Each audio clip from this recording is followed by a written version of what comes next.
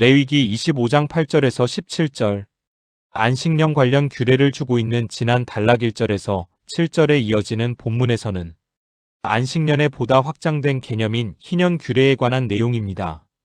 희년이란 안식년을 7번 지킨 다음에 곧 50년째 되는 해를 말하는 것으로 종교력으로 7월 10일 대속죄일로부터 1년간 지켜졌습니다.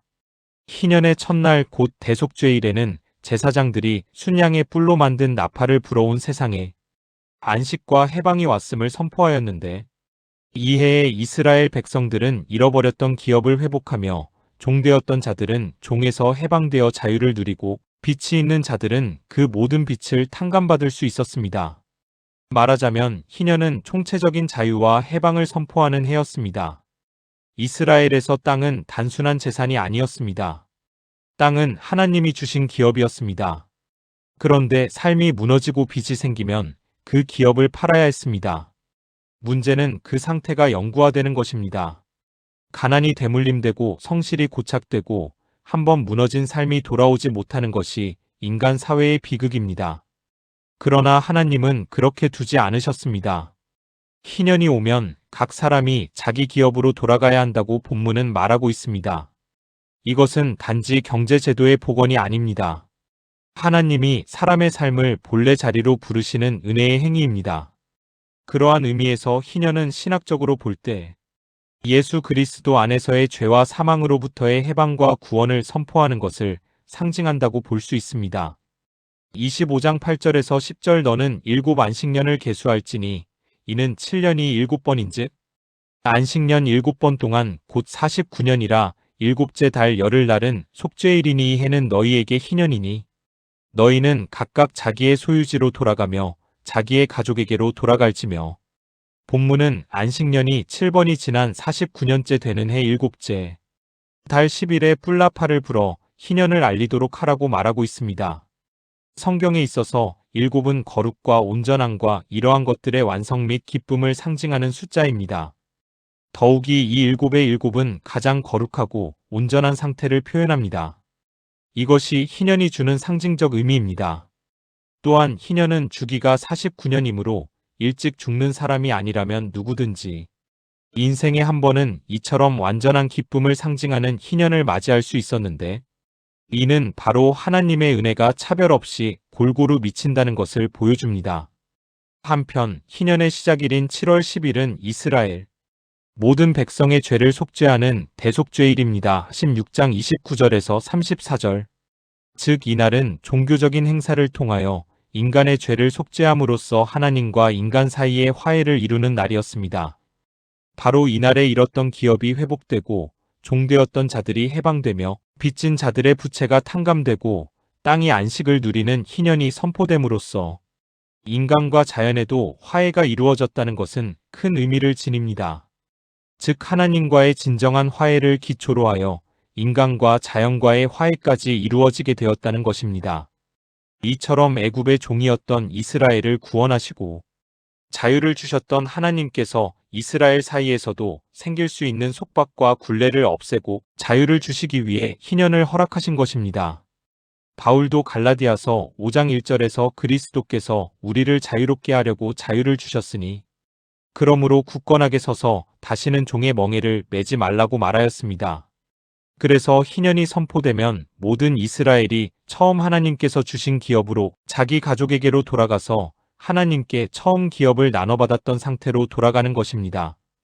25장 11절에서 12절 그 50년째에는 너희의 희년이니 너희는 파종하지 말며 스스로 난 것을 거두지 말며 가꾸지 아니한 포도를 거두지 말라. 이는 희년이니 너희에게 거룩함이니라.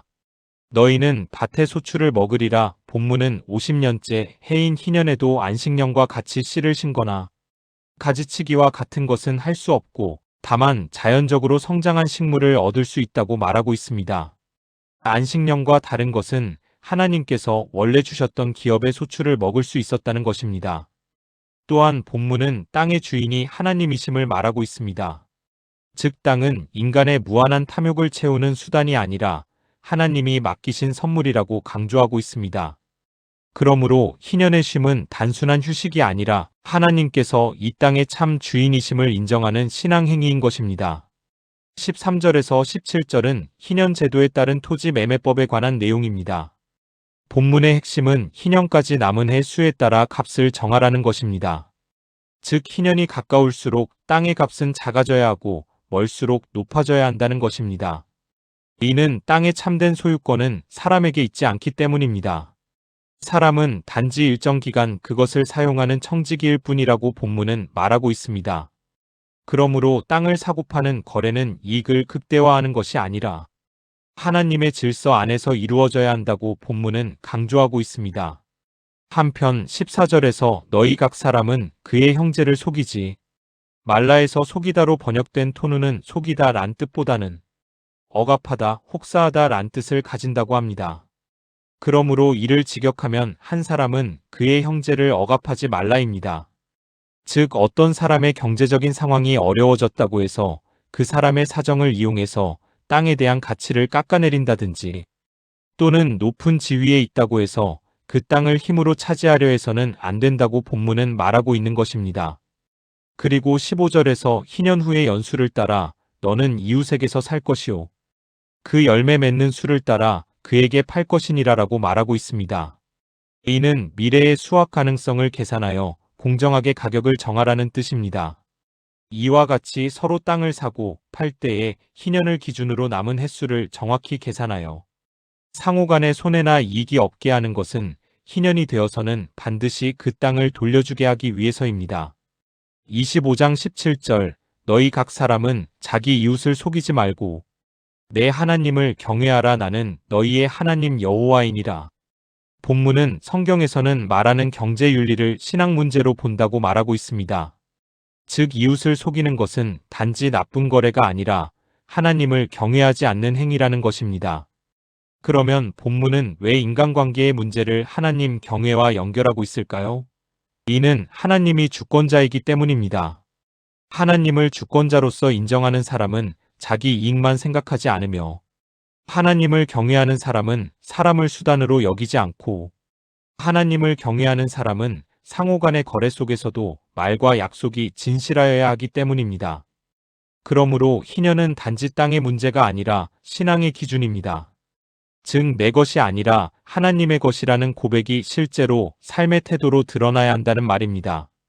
그래서 희년은 부자에게는 교만을 꺾는 말씀이 되고 가난한 자에게는 절망을 끝내는 말씀이 되는 것입니다.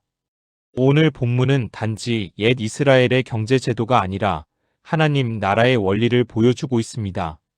즉 하나님 나라에서는 자유가 선포되고 회복이 이루어지고 정직이 세워지고 하나님 경외가 삶의 중심이 된다는 것입니다. 무엇보다 예수 그리스도 안에서 이 희년의 의미는 더욱 분명해집니다. 예수님은 포로된 자에게 자유를 선포하시는 분이시며 죄의 빚에 눌린 자를 회복시키시는 분이십니다. 누가복음 4장 18절.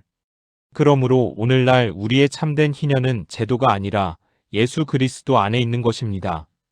따라서 우리는 희년을 단순히 과거의 규례로 읽어서는 안 됩니다. 하나님이 어떤 분이신지 그리고 우리가 어떻게 살아야 하는지를 보여주는 복음의 구조로 이해해야 하는 것입니다.